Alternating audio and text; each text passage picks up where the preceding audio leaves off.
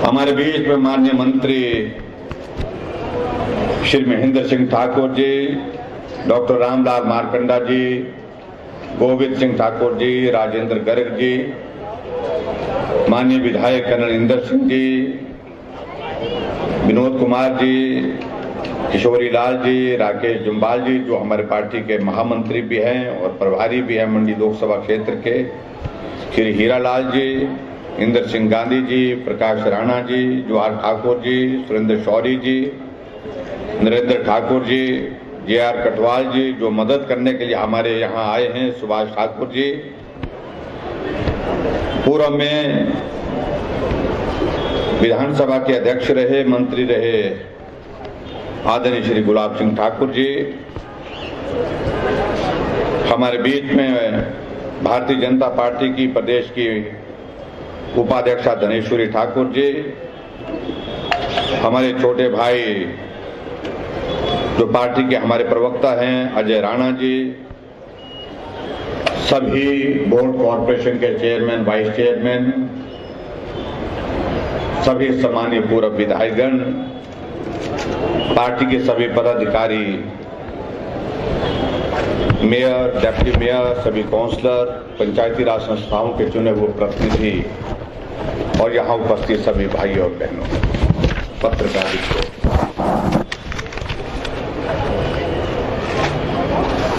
एक बार फिर से हम सबको परीक्षा के एक दौर में से गुजरना पड़ रहा है।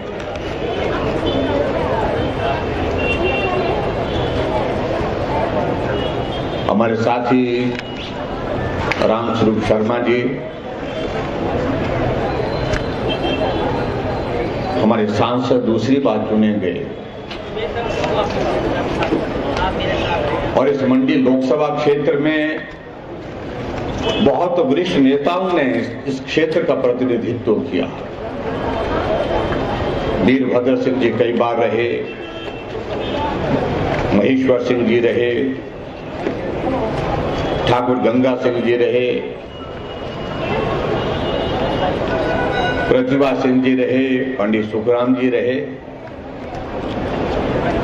लेकिन उसके बावजूद मैं इस बात को मैं जरूर कहना चाहूंगा कि जीत का सबसे बड़ा रिकॉर्ड अगर किसी के नाम पर दर्ज है वो हमारे रामस्वरूप शर्मा जी के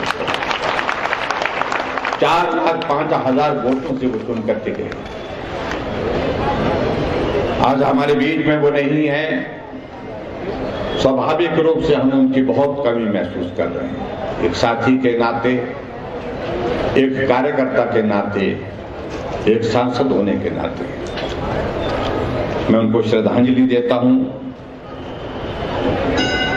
और उनकी आत्मा को ईश्वर शांति दे ऐसी प्रार्थना करता हूं। पिछला कुछ कालखंड ऐसा रहा जहां हमने बहुत वरिष्ठ नेतृत्व हिमाचल प्रदेश में खोया है और जिसमें वीरभद्र सिंह जी भी एक, नरेंद्र बरागटा जी, सुजान सिंह पठानिया जी, मैं उन सबके प्रति भी विनम्र श्रद्धांजलि अर्पित करता हूं।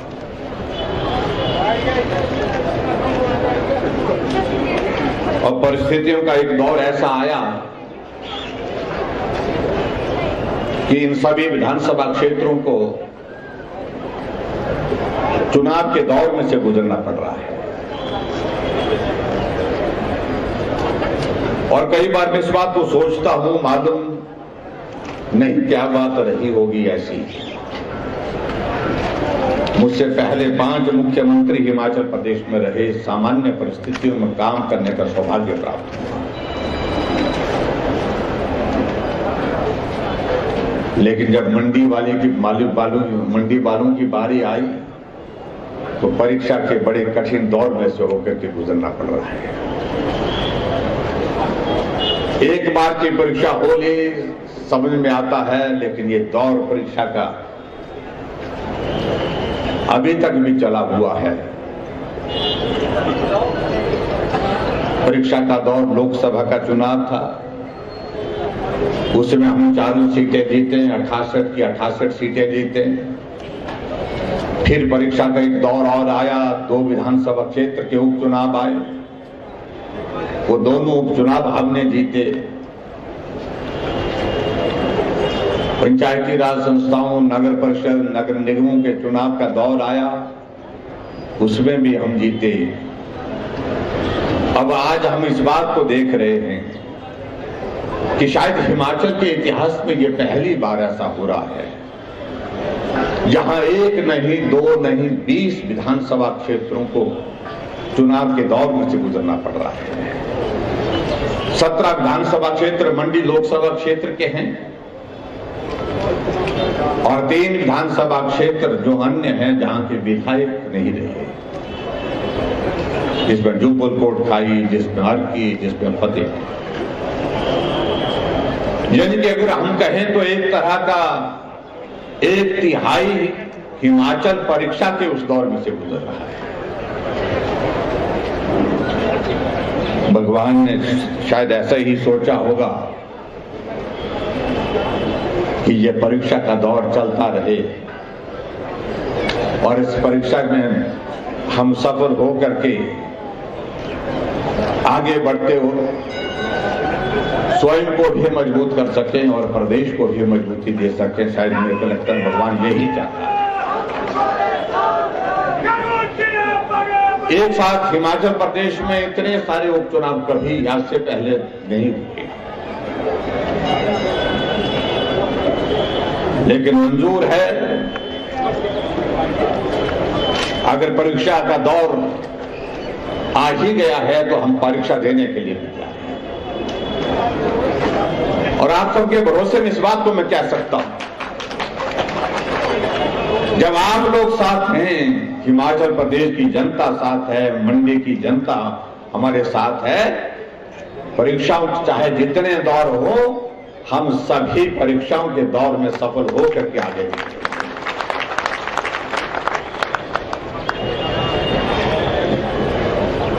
कोविड का दौर ये शायद मगर में ऐसा परीक्षा का दौर था जहां कई बार ऐसा लगता था करें तो करेंगे।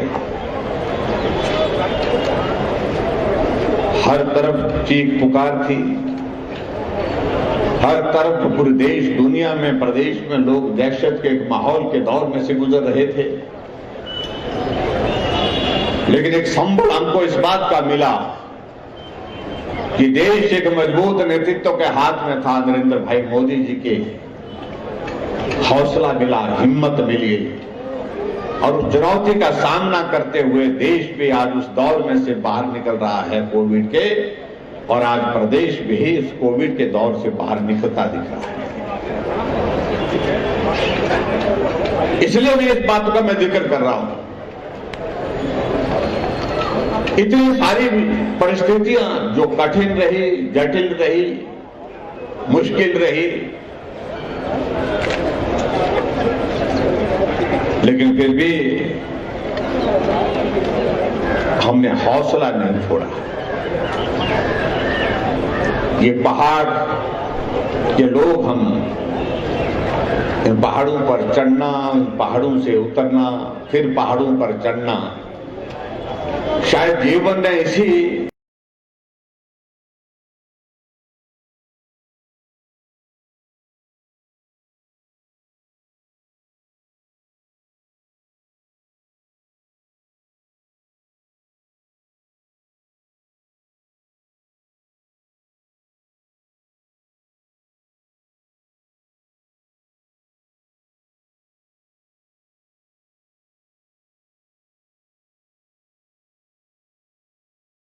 राष्ट्रीय अध्यक्ष है, उनके निर्णय के अनुसार ब्रिगेडियर खुशहाल ठाकुर के नॉमिनेशन के लिए यहां पर एकत्रित हुए। चुनाव आयोग ने अचानक तारीख तय कर दी। कई बार ऐसा लग रहा था कि यह चुनाव होगा, बाद में होगा, कब होगा, लेकिन बीच में ऐसी परिस्थिति हुई कि किसी को कोई खबर नहीं थी। सुबह 10 बजे का समय लगभग मालूम पड़ा कि हिमाचल प्रदेश में भी चुनाव की घोषणा हो गई। सारे देश भर में जो चुनाव होने हैं उनकी तारीखें तय। मैं अपने किन्नौर के प्रवास पर निकल रहा था।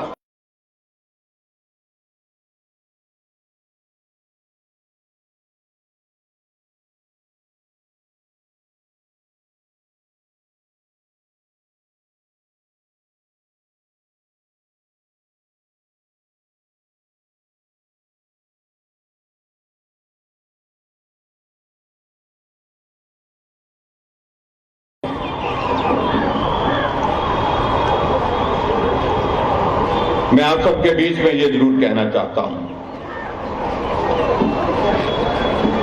कि हिमाचल प्रदेश में भारतीय जनता पार्टी की सरकार का लगभग 4 वर्ष का कार्यकाल पूरा होने को है।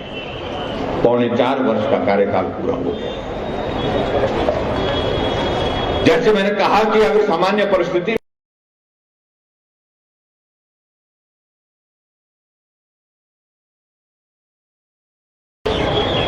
लेकिन ऐसी परिस्थितियों में जब कोविड पूरे दुनिया, पूरे देश, पूरे प्रदेश भर में अपना कहर ढा रहा था, उस परिस्थिति में भी हमने काम करने की हिमाचल प्रदेश में कोशिश की। कुछ हमारे मित्र कई तरह की बातें कहने की कोशिश करते हैं कि विकास कुछ विधानसभा क्षेत्र तक ही सीमित रहा। मैं उनके बारे में ज्यादा कुछ नहीं कहना चाहता हूं। मैं ये कहना चाहता हूं, मेरे पास अगर आंकड़े की अगर वो जिक्र करना चाहेंगे तो हम वो आंकड़े उनके सामने प्रस्तुत कर सकते हैं। हिमाचल प्रदेश की 68 विधानसभा क्षेत्र,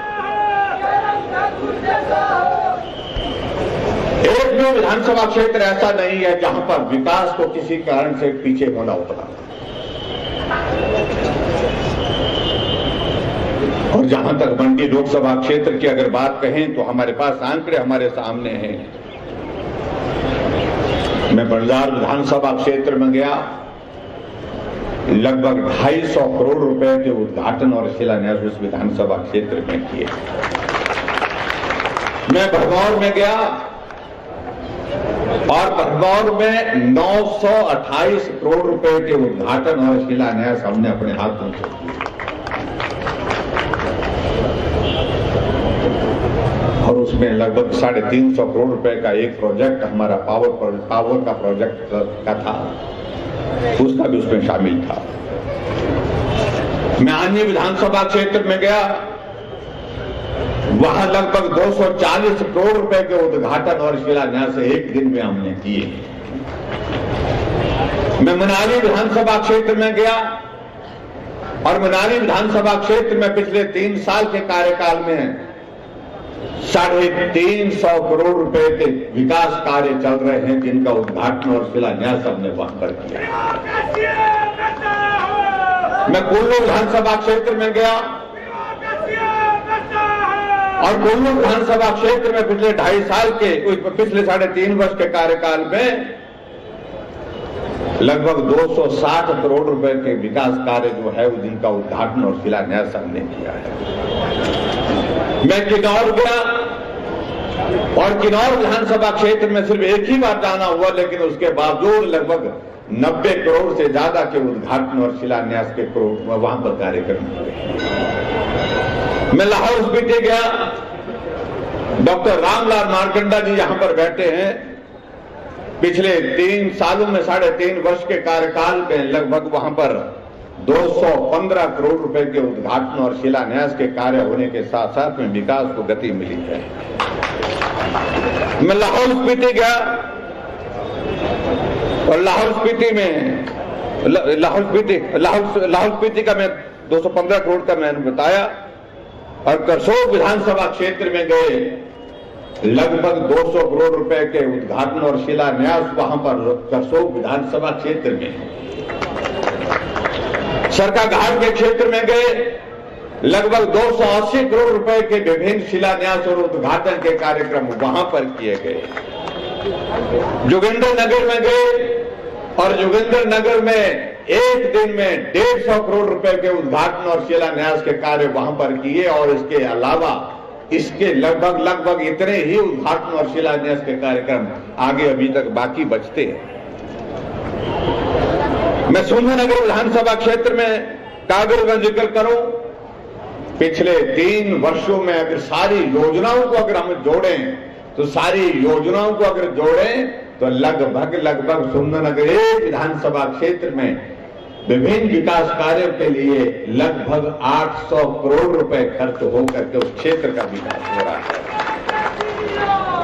नाचन विधानसभा क्षेत्र की अगर हम बात कहें, नाचन विधानसभा क्षेत्र का आंकड़ा लगभग 300 करोड़ को छू करके पार निकल रहा है।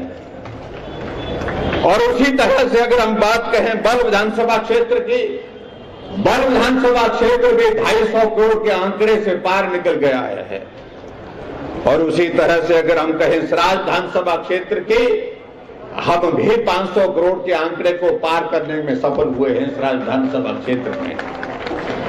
हम आगे बढ़कर के अगर बात कहें द्रंग विधानसभा क्षेत्र में,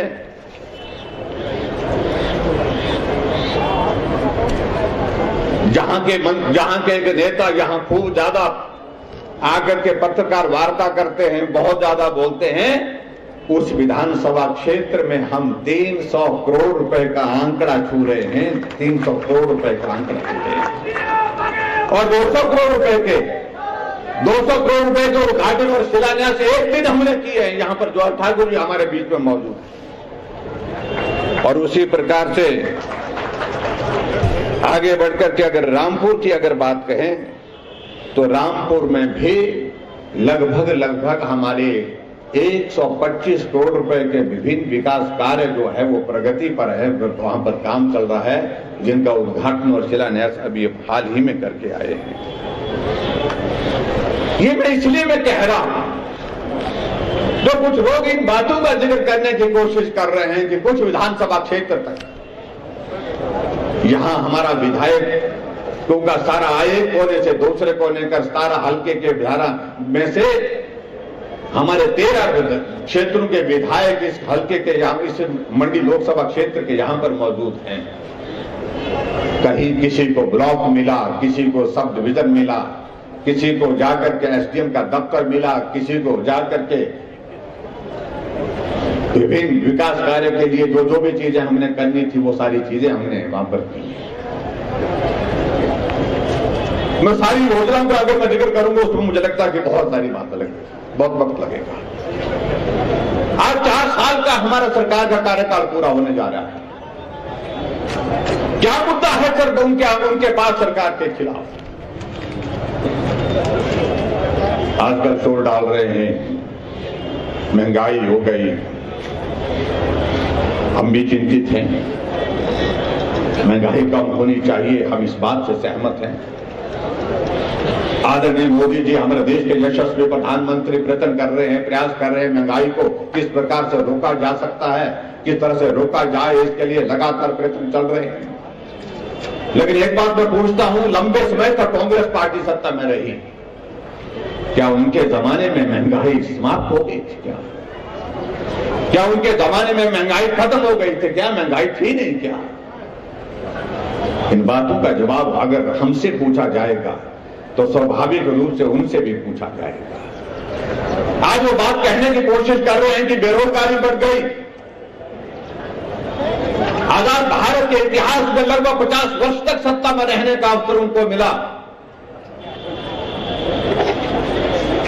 अगर बेरोजगारी की अगर लंबी कतार खड़ी हुई है देश में और प्रदेश में, उसमें सबसे बड़ा योगदान, सबसे बड़ा दोष किसी को जाता है तो कांग्रेस पार्टी की सरकार को जाता है, चाहे वो प्रदेश में रही चाहे वो देश में। इसलिए मैं कहना चाहता हूं कि ऐसे ये मुद्दों का ये मुद्दे सिर्फ कहने के लिए हैं, लोग अच्छी तरह से जानते हैं। और आज हिमाचल प्रदेश में हमारे कुछ चीजें बड़ी अजीब सुनने को मिल रही है, देखने को मिल रही है, विचित्र लग रहा है। मैं उन बातों का जिक्र भी नहीं करना चाहता। हम एक अच्छे माहौल में इस चुनाव की शुरुआत करने जा रहे हैं। हमने तय किया कि हम किसी के खिलाफ नहीं बोलेंगे, लेकिन कल कुछ लोग यहां पर आएंगे, उनकी बात कैसे रहती है उस पर निर्भर करेगा, उस पर निर्भर करेगा कि उसके बाद फिर हमको क्या बोलना है। क्योंकि हमारे पास बोलने के लिए इतना ज्यादा है, जब हम बोलना शुरू करेंगे तो उनको सुनना बहुत मुश्किल हो जाएगा। कुछ नेता ऐसे संदेश देने की कोशिश कर रहे हैं और नहीं फिर कर्मचारियों के ऊपर, अपना अधिकारी के ऊपर गुस्सा निकाल रहे हैं। पहली बार हम सुन रहे हैं उन बातों को पटक पटक करके फेंकेंगे। विचित्र परिस्थिति है ये। हम विधि दृष्टि रखते हैं, कुछ लोग ऐसा बोल रहे हैं। हमने कई सरकारें आती देखी हैं, जाती देखी हैं, जो हमारे मित्र ऐसा कह रहे हैं जिनको हमने हिमाचल प्रदेश की विधानसभा में पहली बार देखा। हम मालूम नहीं कौन सी सरकारों को देखते रहे होंगे। मैं उनके बारे में कुछ नहीं कहना चाहता हूं, लोकतंत्र है, अपनी बात कहें, लेकिन सब्र रखें तो अच्छा रहेगा। हम सब्र में रह करके बात कर रहे हैं। यही हिमाचल की संस्कृति है, यही हिमाचल की देवभूमि का संस्कार है और इस संस्कार के साथ हमको आगे बढ़ना है। मंडी की अगर आप बात कहें, यहां हमने हर तरह से कोशिश की है कि आप काम करें, विकास करें। बहुत सारी चीजें हमने सोच करके आगे बढ़ने का निश्चय किया था, लेकिन किसे मालूम था कि 2 वर्ष का कार्यकाल आपका ऐसा बीत जाएगा जहां आपको घर से बाहर निकलना मुश्किल होगी।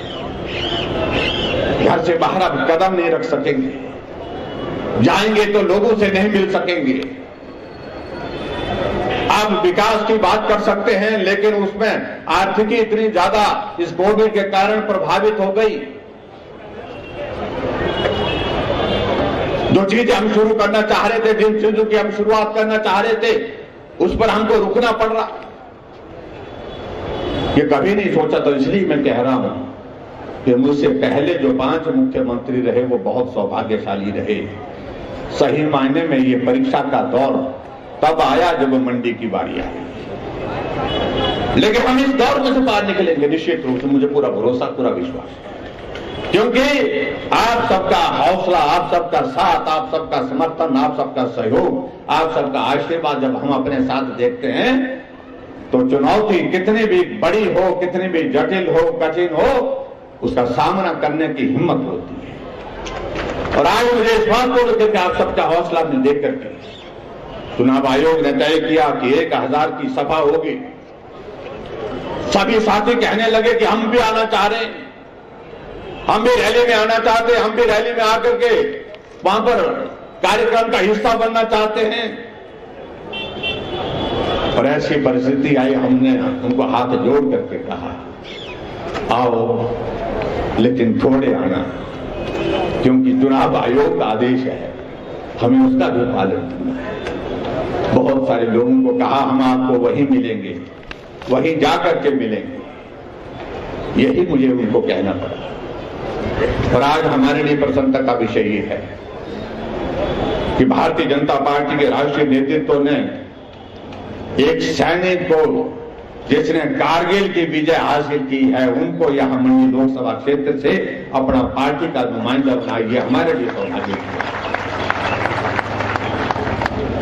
एक सैनिक जब लड़ाई लड़ता है तो मुड़कर कर नहीं देखता है, उसके सामने लक्ष्य होता है, उस लक्ष्य को हासिल करना होता है।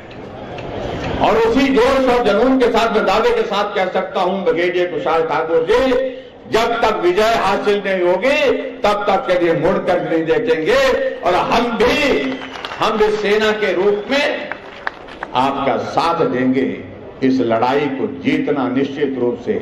और हम चाहते हैं कि ये जीत शानदार जीत हो, बड़ी जीत हो, क्योंकि हमने पहले भी इस बात के लिए कहा है। आज हमारे लिए और भी बहुत सारे सैनिक 1 रैंक 1 पेंशन की मांग करते थे। आज आदरणीय मोदी जी ने उस काम को पूरा किया है। और हमारे यहाँ पर हम देख रहे हैं कि सैनिकों की संख्या हमारे यहाँ मंच पर बढ़ती जा रही है। कर्नल साहब यहाँ पर बैठे, हमारे पार्टी के अध्यक्ष वो भी फौजी है, महेंद्र सिंह ठाकुर जी वो भी फौजी हैं, अब तो ब्रिगेडियर साहब भी आ गए, तो ब्रिगेडियर साहब भी फौजी हैं, तो फौजी जहां से देश की रक्षा के लिए अपनी भूमिका निभाते हैं, प्राण न्यौछावर करते हैं, वह निश्चित रूप से हिमाचल के विकास के लिए भी उसी तरह से योगदान देंगे और देश के लिए भी अपना योगदान देंगे। ये हमारे लिए सौभाग्य की बात है। मंडी हमने यहाँ मंडी के सम्मान की बात थी और यहाँ बहुत सारे लोगों ने मांग की कि कॉरपोरेशन बननी चाहिए, हमने कॉरपोरेशन बना करके दी। मंडी में एक टूरिस्ट डेस्टिनेशन बननी चाहिए। 200 करोड़ रुपए का शिव धाम का काम शुरू हो गया, फेज 1 का काम शुरू हो गया, फेज 2 की शुरुआत हम करने जा रहे हैं, उसके टेंडरिंग की प्रोसेस आगे बढ़ रही है। और यहां इसके अतिरिक्त क्लस्टर यूनिवर्सिटी मंडी में हो और ये यूनिवर्सिटी क्लस्टर यूनिवर्सिटी मंडी होने के साथ साथ आने वाले समय में हम और बहुत सारी चीजों को सोच रहे हैं इस यूनिवर्सिटी के साथ साथ में कि मंडी में आने वाले समय में फुल फ्लैश यूनिवर्सिटी अपनी हो, तो उस दिशा में ये क्लस्टर यूनिवर्सिटी आगे बढ़ रही है। मुझे इस बात की भी प्रसन्नता है। हिमाचल प्रदेश में एयरपोर्ट होना चाहिए, ये कहां हो, इस बात को लेकर के आज से पहले चर्चा होती रही, लेकिन आज हम इस बात को कह रहे हैं कि अगर हिमाचल प्रदेश में अगर बड़ा एयरपोर्ट बनने की अगर बात आती है, वो भी हमारा मंडी की धरती पर बन रहा है, बल के क्षेत्र में बन रहा है, उसकी औपचारिकताओं का दौर जो है वो आगे बढ़ रहा है। उसका ओएलएस सर्वे सफलतापूर्वक पूर्ण हो गया। लीडार सर्वे की परीक्षा अभी कुछ दिन पहले, उसकी रिपोर्ट अभी 4 दिन पहले आई है और उसमें भी पाया गया कि यहां पर बड़ा एयरपोर्ट जो है 3100 मीटर का जो है, जो यहां बन सकता है और जहां पर बड़ा जहाज उतरने की संभावना जो होगी उसको बनाया जा सकता है। और मुझे इस बात की खुशी है कि वो रिपोर्ट में फेवर में आ गई है। हम उस दिशा में आगे बढ़ रहे हैं। समय लगेगा, निश्चित रूप से समय लगता है हर चीज के लिए। काम ऐसे नहीं है कि आज बोले अभी हो जाएंगे, इसी वक्त हो जाएंगे, लेकिन हम आने वाले समय में इस तरह से काम करने की कोशिश कर रहे हैं।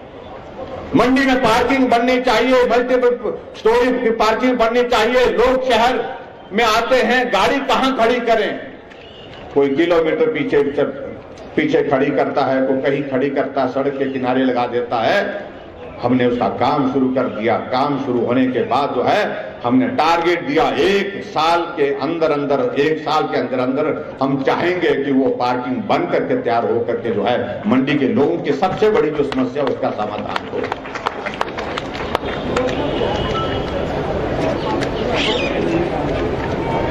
इसलिए बहुत सारी बातों का हम जिक्र करेंगे तो मुझे लगेगा बहुत सारी बातें उसमें लगेंगी। हमारे लिए सौभाग्य की बात है, मंडी लोकसभा क्षेत्र के अंतर्गत रोहतांग टनल, अटल टनल रोहतांग का अगर हम जिक्र करें, किस गति से काम चल रहा था और उसमें कुशाल ठाकुर जी वहां पर जो है वो जीएम के नाते वहां पर उसमें इंचार्ज होने के नाते काम करते रहे। ऐसी परिस्थिति आ गई थी जब हमारी हिमाचल प्रदेश में सरकार बनी तो हमने जब उन बीआरओ के साथ और सभी अधिकारियों के साथ जब हमने बात की, हमने कहा हम इसको पूरा कब तक करेंगे। उन्होंने कहा कि अगर ये शेरी नाला का ये दौर ऐसा ही चलता रहा तो ये 2023 तक पूरा होगी। हमने कहा हमें तो 2021 से पहले चाहिए, हर हालत में चाहिए। क्या किया जा सकता है? अधिकारियों के साथ शिमला बैठक की, अधिकारियों के साथ जाकर के रोहतांग टनल में जाकर के वहां बैठक की और केंद्र में जाकर के केंद्रीय रक्षा मंत्री के साथ बात की, निर्मला सीतारमण जी के साथ बात की, राजनाथ सिंह जी के साथ बातचीत की। जो भी जरूरत स्टेट की ओर से करने की थी, हमने उन सारी बातों को पूरा करने के लिए, सहयोग करने के लिए अपनी बात कही। और मुझे इस बात की खुशी है जिस टनल के लिए कहा जा रहा था कि 2023 में ये पूर्ण होगी, जो वो 3 अक्टूबर 2020 को उसका उद्घाटन करने के लिए हमारे देश के यशस्वी प्रधानमंत्री नरेंद्र भाई मोदी जी वहां पर पहुंचे। आज आप अंदाजा लगाइए, आज कर्मचारी अधिकारी बोल रहे हैं कि हमारी पोस्टिंग लाहौर कर दिए जाए। क्यों कह रहे हैं? क्योंकि लाहौर कुल्लू की तरह हो गया, लाहौर मनाली की तरह हो गया। 1 घंटे में मनाली से चलते हैं केलंग पहुंच जाते हैं, 1 घंटे में केलंग से लोग चलते हैं मनाली पहुंच जाते हैं। इतना बड़ा योगदान मंडी लोकसभा क्षेत्र के अंतर्गत ये रहा है। और इस तरह से हम एक नहीं बहुत सारी बातों का हम जिक्र कर रहे हैं। और मंडी शहर में जहां तक हमारी जो मल निकासी के लगभग 70 करोड़ रुपए की हमारी योजना, जिसका जिक्र महेंद्र सिंह जी भी कर रहे थे, उसका काम चल रहा है। अगर योजनाओं को मैं जिक्र करूंगा, मुझे लगता है कि हमारा ये विषय जो है बहुत ज्यादा लंबा चला जाएगा और उसमें मैं जाना भी नहीं चाह रहा। लेकिन आज तो मुझे आपके बीच में बात करनी है जो राजनीतिक परिदृश्य पूरे विश्व के सामने, पूरे देश के सामने है। अभी आदरणीय प्रधानमंत्री जी कई दिनों के बाद लंबे अरसे के पश्चात विदेश यात्रा पर गए। सब लोग, आप लोग देख रहे थे और जिस प्रकार से देश का पक्ष उन्होंने दुनिया के समक्ष रखा, जिस प्रकार से अपनी बात कही उन्होंने, पूरा विश्व उस बात को सुनता रहा और बेबाकी से अपनी बात कही उन्होंने। चाहे वो अपने देश पड़ोसी देश का जिक्र किया हो नाम लिए बिना, चाहे अफगानिस्तान की परिस्थितियों का जिक्र किया हो, चाहे वो कोविड की सारी स्थिति को लेकर के जिक्र किया हो, पूरा विश्व उस प्रधानमंत्री नरेंद्र भाई मोदी जी की बात को सुन रहा था।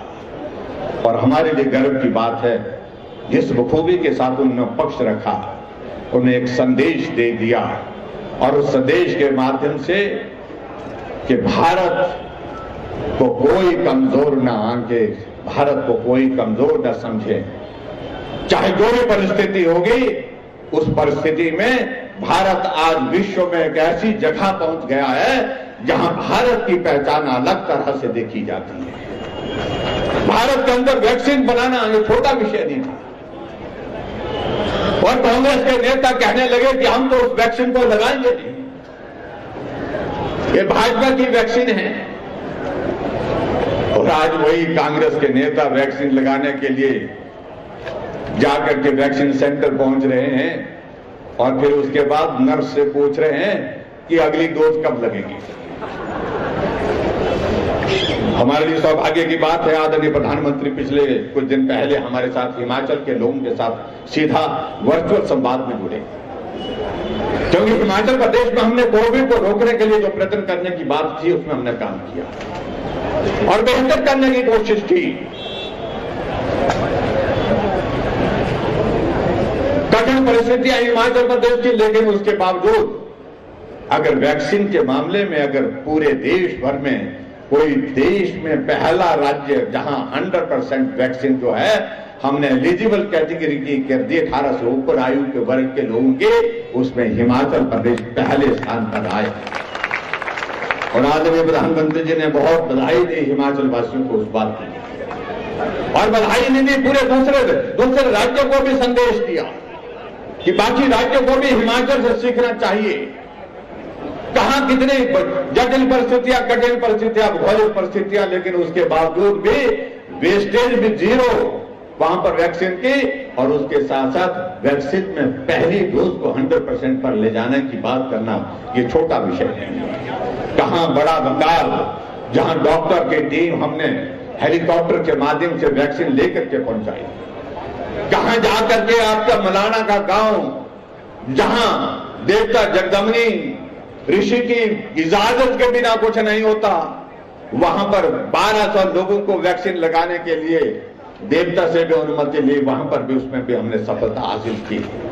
कहां जाकर के डोडरा क्वार, जहां डोडरा क्वार में चलने के लिए 12 से 14 घंटे लगते हैं, वहां पर जाकर के एक एक घर में जाकर के एक एक व्यक्ति को वैक्सीनेशन करवाना। और अभी कुछ दिन पहले मुझे जाने का अवसर प्राप्त हुआ, मैं खुद गया वहां पर, लेकिन साथ में वैक्सीन का डब्बा 250 डोज का साथ लेकर के वहां पर उतरा हुआ। और मुझे इस बात की खुशी है कि कोविड के संकट में कठिनाई सबको हुई, परेशानी सबको हुई, लेकिन उसके बावजूद आप लोगों ने हमारा साथ दिया, सहयोग किया। और कांग्रेस के लोग जो आज इस पर भाषण देने की बात कहते हैं, जरा उनसे पूछिए, तुम आज 50 साल हम हिमाचल प्रदेश के अस्तित्व को मना रहे हैं, हम पूर्ण राजत्व का 50 वर्ष का साल मना रहे हैं और उसमें से 30 वर्ष से ज्यादा का कार्यकाल उनकी पार्टी का रहा। जब ये कोविड का दौर आया तो मैंने पूछा उनसे कितने हमारे पास यहां पर वेंटिलेटर हैं। डॉक्टर कहने लगे 30-32 हैं, इससे ज्यादा वो उसमें से भी बहुत सारे काम नहीं करते। और आज हमसे अगर पूछ रहे हैं तो हम कह रहे हैं कि आज हिमाचल प्रदेश में हमारे पास 900 लगभग वेंटिलेटर हैं। आज हिमाचल प्रदेश में जिसको भी जरूरत, कोविड के पेशेंट को जरूरत पड़े, उसको वेंटिलेटर उपलब्ध कराए जा रहे हैं। हमने 2.5 लाख लोगों को पूरे देश भर से लाया और वो ऐसे संदेश देते रहे। ऐसे कई बार मुझे बड़ा विचित्र लगता था, कांग्रेस के नेता ऐसा संदेश सोशल मीडिया पर, फेसबुक पर लाइव करके देते रहे, मालूम नहीं कि कितनी पीढ़ियों से ये कोविड का इलाज कर रहे हैं। मैं उस बारे में कुछ नहीं कहना चाहता हूं।